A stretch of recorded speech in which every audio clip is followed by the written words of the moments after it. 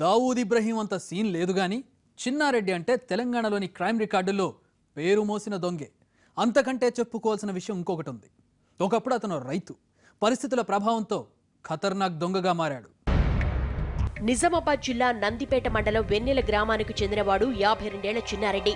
ఇతనికి చాలా మారు పేర్లున్నాయి. చిన్నయ్య, రాములు, శ్రీనివాస్ గౌడ్ ఇలా ఊసరవెల్లి రంగులు మార్చుకున్నట్లు అవసరాన్ని బట్టి ఇతని పేర్లు మార్చుకుంటూ ఉంటాడు.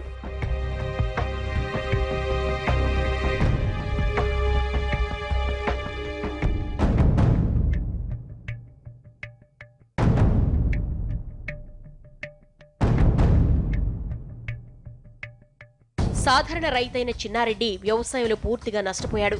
నిండా అప్పుల్లో కూరుకుపోయాడు. ఏం చెయ్యాలో తెలియక పురుగుల మందు తాగి ఆత్మహత్య చేసుకుందామనుకున్నాడు. అందుకు కూడా డబ్బులు లేని పరిస్థితి వచ్చింది.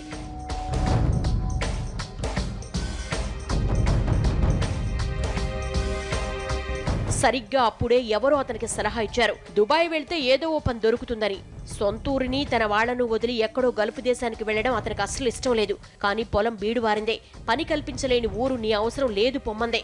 కాలం కాలు కదపమందే. ఏం చెయ్యాలో తోచని స్థితిలో దుబాయ్ వెళ్లేందుకు సిద్ధపడ్డాడు చిన్నారెడ్డి.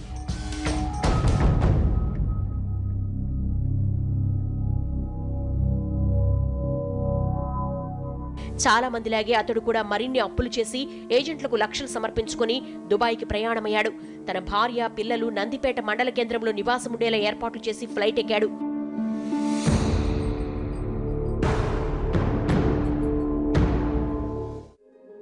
మూడేళ్లు దుబాయ్లో పనిచేసిన చిన్నారెడ్డి చేతి నిండా సంపాదించాడు. ఆ డబ్బుతో తిరిగి నిజామాబాద్ వచ్చాడు. దుబాయ్లో నేర్చుకున్న అనుభవంతో తనకు తెలిసిన వాళ్లు, స్థానిక యువకులు దుబాయ్ వెళ్లేందుకు సాయం చేశాడు. ఇలా కొన్నాళ్లు గడిచాక చిన్నారెడ్డికి పరిచయమైందో మహిళ. వీలైనంత వరకు అతనికి తోడుగా ఉంటూ కష్ట సుఖాల్లో పాలు పంచుకునేది. ఇంట్లో భార్య, పిల్లలు ఉన్నా చిన్నారెడ్డి ఆమెపై మనసు పడ్డాడు. రెండో పెళ్లి చేసుకున్నాడు.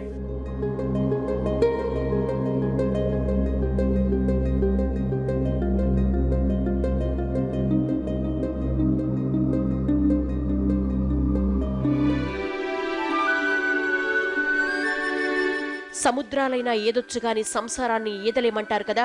మరి చిన్నారెడ్డి ఏకంగా 2 పెళ్లి చేసుకున్నాడు. ఆర్థిక సమస్యలు ఊరుకుంటాయా? వెంటాడి వేధించాయి. 2 ఇళ్లు 2 కాపురాలతో సతమతమయ్యాడు. దుబాయ్ నుంచి తెచ్చుకున్న లక్షలు ఐసు ముక్కలా కరిగిపోయాయి. పూర్వపు కష్టాలు మళ్లీ తలుపు తట్టాయి. చిన్నారెడ్డికి మళ్లీ జీవితంపై విరక్తి పుట్టిందే. ఈ రోజు నీతిగా బతికేవాడికి మంచి రోజులు లేవనుకున్నాడు. అడ్డదారుల్లో వెళ్లేవాళ్ల పని బావుందని భావించాడు. డబ్బు కోసం ఎన్నాళ్ళిలా జేబులు తడుముకోవాలి? లాభం లేదు. ఏదో ఒకటి చేసి లక్షలు కొట్టేయాలి అనుకున్న చిన్నారెడ్డి ఆ క్షణం నుంచి తన రూటు మార్చేశాడు. మాయ మాటలతో అమాయక జనాన్ని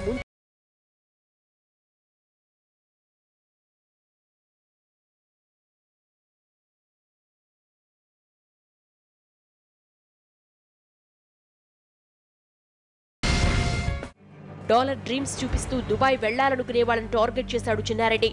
గల్ఫ్లో బాగా డబ్బులొస్తాయని ఆశ చూపి నిరుద్యోగుల నుంచి వేలకు వేలు తీసుకునేవాడు. వాళ్ల అడ్డదారుల్లో దేశ సరిహద్దులు దాటించి లక్షలు కూడబెట్టాడు. ఆ డబ్బుతో 2 ఫ్యామిలీలను మెయింటైన్ చేస్తూ జల్సా జీవితానికి అలవాటు పడ్డాడు.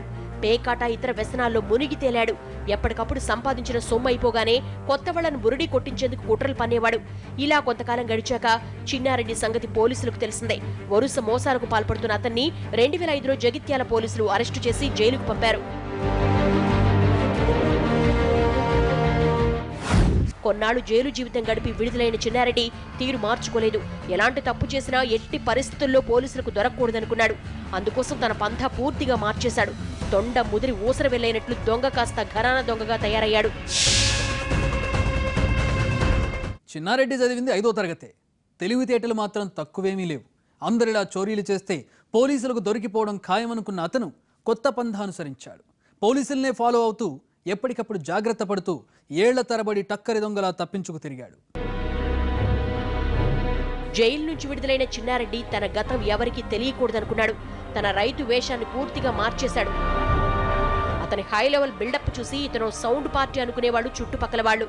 అతని బ్యాగులో లక్షల కొద్ది డబ్బుందని భ్రమపడేవాళ్లు.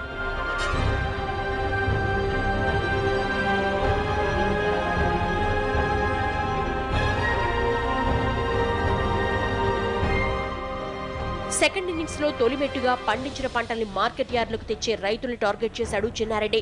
ఎవరైనా రైతు తన పంట నమ్ముకొని డబ్బుతో కనిపిస్తే చాలు వెంటనే అతని పరిచయం చేసుకునేవాడు. మాటలతో బుట్టలో పడేసేవాడు. పక్కనే ఉన్న బారుకు తీసుకెళ్లి ఫ్రీగా మద్యం తాగించేవాడు.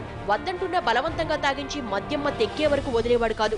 ఆ సమయంలో చివరి పెగ్గులో సిగరెట్ నుసి మత్తు రసాయనాలు కలిపి తాగించేవాడు. అవి తాగిన వాళ్లు స్పృహ తప్పి పడిపోయేవాళ్లు. వెంటనే వాళ్ళ దగ్గరున్న డబ్బు సంచి తీసుకుని పరారయ్యేవాడు. ఇలా నిజామాబాద్, వరంగల్, హైదరాబాద్లోని మార్కెట్ యార్డుల్లో చాలా రైతులు మోసం చేశాడు చిన్నారెడ్డి.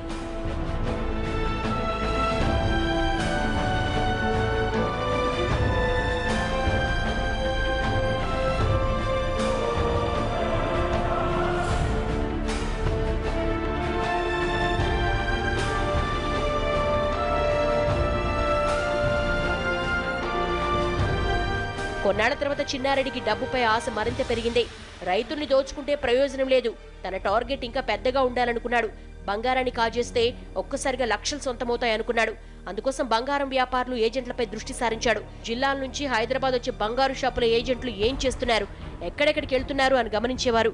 ఎవరైనా నగలు, డబ్బు తీసుకెళ్తున్నాడు తెలిస్తే చాలు వెంటనే వాడితో దోస్తీ కట్టేవాడు. తాను ఫైనాన్స్ బిజినెస్ మ్యాన్ అంటూ కటింగ్స్ ఇచ్చేవాడు. ఒక్కసారి అతనికి షేక్ హ్యాండ్ ఇస్తే చాలు కట్టుబట్టలతో రోడ్డును పడాల్సిందే.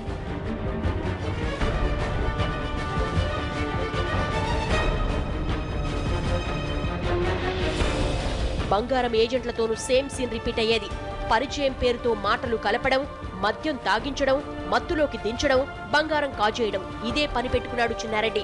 ఒకసారి పోలీసుల లాఠీ రుచి చూసిన ఇతడు సెకండ్ ఇన్నింగ్స్ లో అతి తెలివి ప్రదర్శించేవాడు. బంగారము, నగలు ఎత్తుకుపోయాక వాటి రహస్య ప్రదేశంలో దాచేసి వెంటనే చోరీ చేసిన ప్రాంతంలోని పోలీస్ స్టేషన్ దగ్గర రెక్కీ చేసేవాడు. నగలు పోగొట్టుకున్న బాధితుడు పోలీస్ స్టేషన్ కు వచ్చాడా, తనపై కేసు పెట్టాడా అన్నది గమనించేవాడు. ఒకవేళ కేసు పెడితే పోలీసులు ఏం చేస్తున్నారు, తన కోసం వెతుకుతున్నారా అని పరిశీలించేవాడు. ఓ 4 రోజులు ఇలాగే రెక్కీ చేసేవాడు. ఈ సమయంలో బాధితుడు పోలీస్ స్టేషన్ కు వచ్చి కేసు పెట్టకపోతే అమ్మయ్యా ఇక టెన్షన్ లేదు అనుకునేవాడు. అదే కేసు పెడితే తన సంగతి పోలీసులకు తెలిసిందా లేదా అన్న విషయాన్ని రూఢి చేసుకునేవాడు.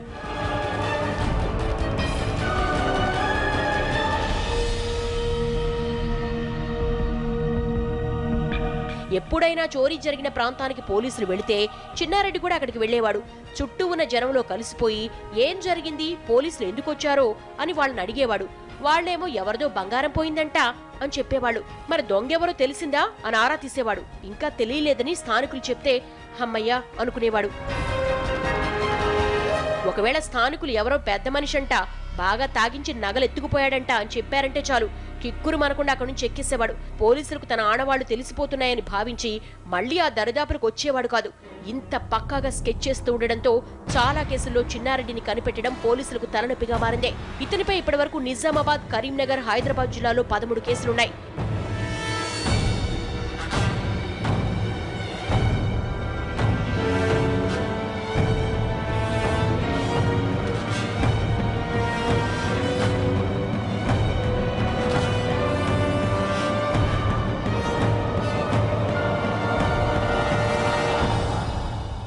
2005లో ఫస్ట్ టైము ఈ వీసా ఫ్రాడ్స్లో ఇన్వాల్వ్ అయ్యాడు జగిత్యాల్లో.